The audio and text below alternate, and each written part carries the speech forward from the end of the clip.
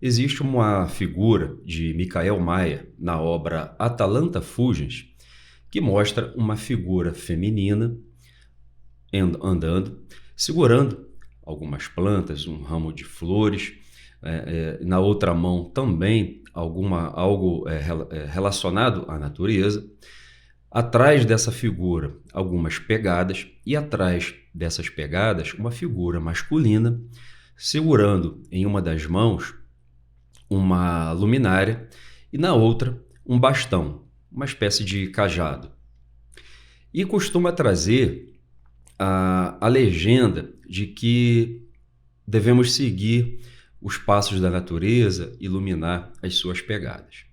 Essa figura é muito conhecida entre os estudantes de alquimia, entre os estudiosos da iconografia alquímica.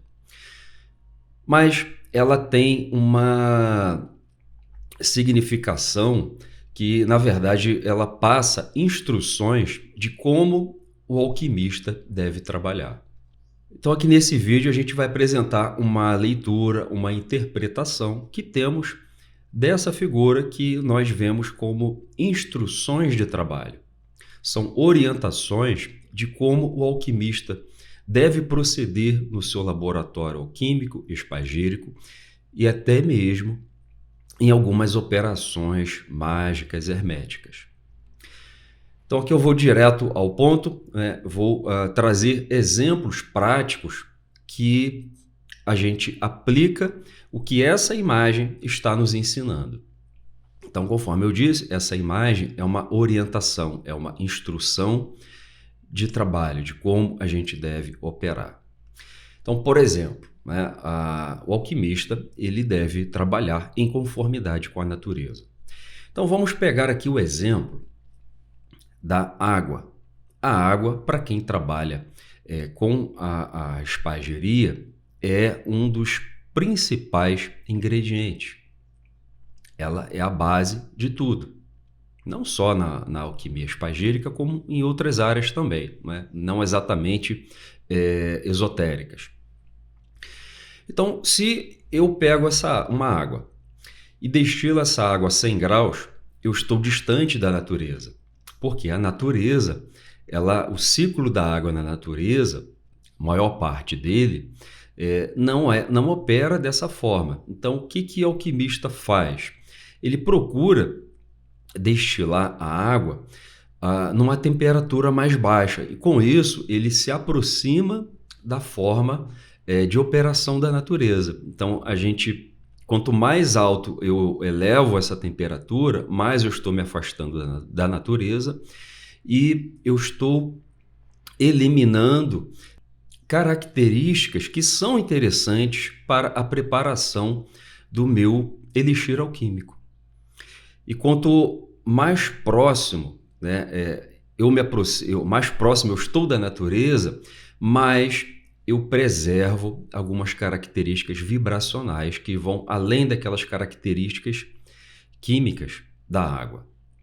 Então, esse é um exemplo. Então, assim, uma água que eu vou, por exemplo, fazer simplesmente limpezas, eu posso preparar essa água com temperaturas mais elevadas. Eu vou conseguir produzir um volume maior de água em um curto espaço de tempo. Agora, quando eu quero uma água especial, uma água que eu vou utilizar como componente de um preparado, aí eu vou fazer uma operação muito mais lenta. E com isso, eu me aproximo da natureza. Então, a gente trabalha com dois tipos de água. Uma que é apenas para limpeza, aquele último enxágue da vidraria, e uma outra que a gente quer elevar o poder vibracional dos nossos preparados. Então, para essa, eu vou utilizar uma temperatura mais baixa, uma temperatura mais próxima da natureza e que favoreça, obviamente, o procedimento de destilação, de evaporação, condensação, numa vidraria apropriada. Um outro exemplo, que inclusive foi até não lembro agora se foi e-mail, caixinha de pergunta do Instagram, se eu posso, no lugar do sal grosso, porque porque lá na IHSA a gente tem algumas operações herméticas que a gente utiliza o sal grosso para fazer limpeza energética do ambiente. Se essa pessoa não conseguir o sal grosso, você pode usar o sal comum de cozinha. Aqui a gente tem um outro exemplo. Quando eu utilizo o sal refinado, eu já me afastei da natureza, porque esse sal refinado, o próprio nome já diz, ele passou por um processo de refino, onde ele perde muito das suas características originais. São eliminados ali vários componentes, vários minerais. Já o sal grosso, ele preserva muito, se não todos, dependendo do sal grosso, ele preserva bastante. Então, quando a gente utiliza o sal grosso, nós estamos operando conforme a natureza, ou seja, em conformidade. Então, a gente vai preferir utilizar o sal grosso ou um sal que não passou pelo processo de refinamento. Esse é apenas um exemplo. Com relação ao processo de aquecimento as fontes de calor utilizados na alquimia, existem várias. E a gente vai preferir aquelas que estão mais próximas da natureza, ou seja, chama. A gente vai preferir utilizar, por exemplo, madeira, carvão. Agora, aqui cabe um parênteses, né? A realidade da maioria dos operadores hoje, em qualquer parte do mundo, é meio residencial, apartamento, ambiente urbano, e muitas das vezes a gente não tem condições de seguir a natureza. Então, a gente utiliza fontes, por exemplo, de aquecimento de natureza elétrica, né? Aquele fogãozinho ali com chapa de aquecimento, uma manta de aquecimento, né, que tenha já aquele formato ali do balão, né, da vidraria. A eletricidade é uma fonte natural, ela não é algo artificial, né? Alguns que defendem, né, que pode ser utilizado, utilizam até esse argumento. Bem, existe uma escala energética. Então, voltando aqui aos exemplos que eu dei, o sal refinado, ele tem ainda alguma propriedade, só que não com a mesma intensidade que o sal grosso. Não é que ele não vai funcionar, ele vai funcionar, mas não com a mesma forma. Aquela água que a gente destila a 100 graus, ela vai sim funcionar, mas não com a mesma intensidade, o mesmo poder vibracional daquela água que foi preparada segundo a arte. Então, pense sempre em escala, não como se vai funcionar ou se não vai funcionar, como certo e errado. Pense em uma graduação, onde de um lado o que é o ideal, o canônico, né, conforme manda a natureza, em conformidade com a natureza, e conforme a gente vai se afastando, vai diminuindo, mas não significa que não vai funcionar, não significa que o seu procedimento não vai ter eficácia alguma. A gente está falando de intensidade. Então, quando eu utilizo uma fonte, né, de aquecimento elétrico, não é que meu trabalho não está sendo em vão. A gente vai sim conseguir, só que a gente precisa estar consciente que a gente está produzindo vibrações eletromagnéticas que vão influenciar o poder vibracional dos nossos preparados. Aí o que a gente costuma fazer? A gente costuma envolver ali com papel alumínio, que esse material ele consegue filtrar alguma coisa, não é 100%, mas já é alguma coisa. Então a gente minimiza esse impacto utilizando desses artifícios que eu acabei de falar. Então, o ideal seria o que hoje? Por exemplo, utilizar uma churrasqueira ou um recipiente, um aparato parecido e aquecer com carvão.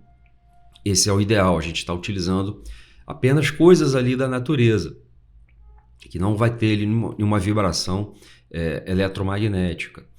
Mas, como eu acabei de pontuar, né, muitos não têm o espaço, nem aquele tempo de ficar ali alimentando, né, aquele o carvão, de monitorar, porque as pessoas acordam, saem para trabalhar, voltam, têm que estudar, e muitas das vezes não tem essa disposição, né, esse tempo. Então, a gente se utiliza de equipamentos modernos, que vão funcionar também. Então, tem gente que fala da old school, né? Tem gente que nunca ferveu uma água, mas fala que é favorável, né, a escola antiga. Então, na internet tem muito disso. O sujeito nunca fez nada, nunca segurou uma retorta, mas é a favor da escola antiga.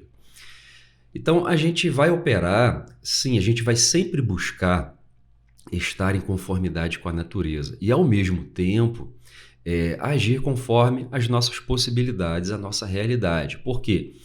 Entre trabalhar um pouco afastado da natureza e não fazer nada, é melhor que se trabalhe um pouco afastado da natureza. Então, é essa a mensagem central aqui. Faça o melhor que estiver ao seu alcance. Se o melhor que estiver ao seu alcance é ficar um pouco afastado, né, da natureza, que seja assim. Isso não vai, o seu trabalho, ele não vai ser desprovido de resultado, mas ao mesmo tempo a gente precisa estar ciente de que não seria a mesma coisa do que se a gente operasse exatamente conforme a natureza. Então faça o melhor que está ao seu alcance. Opere segundo a natureza, né? Siga as pegadas da natureza. Voltando para a imagem, né? A figura masculina, ela está segurando ali uma luminária, né? E essa luminária ela representa o conhecimento, né? O aprendizado é o conhecimento que é ali simbolizado pela luz, que vai te mostrar o caminho a ser seguido, é o discernimento, né? Então, assim, o objetivo aqui não é fazer uma interpretação completa dessa iconografia, a gente pode fazer isso em outro momento, mas a ideia central aqui é que a gente deve operar de forma simples, em conformidade com a natureza, e que cada um faz o melhor que está ao seu alcance, né? Que entre não fazer nada e operar afastado da natureza, que se opere afastado da natureza, mas que se faça alguma coisa. E com o tempo você vai aprimorando, com o tempo você vai reunindo condições necessárias para trabalhar de forma cada vez mais canônica, ou seja, de forma cada vez mais em conformidade com a tradição alquímica. Eu sou Daniel Fidelis, receba o meu fraterno abraço, desejo excelentes operações, excelentes estudos.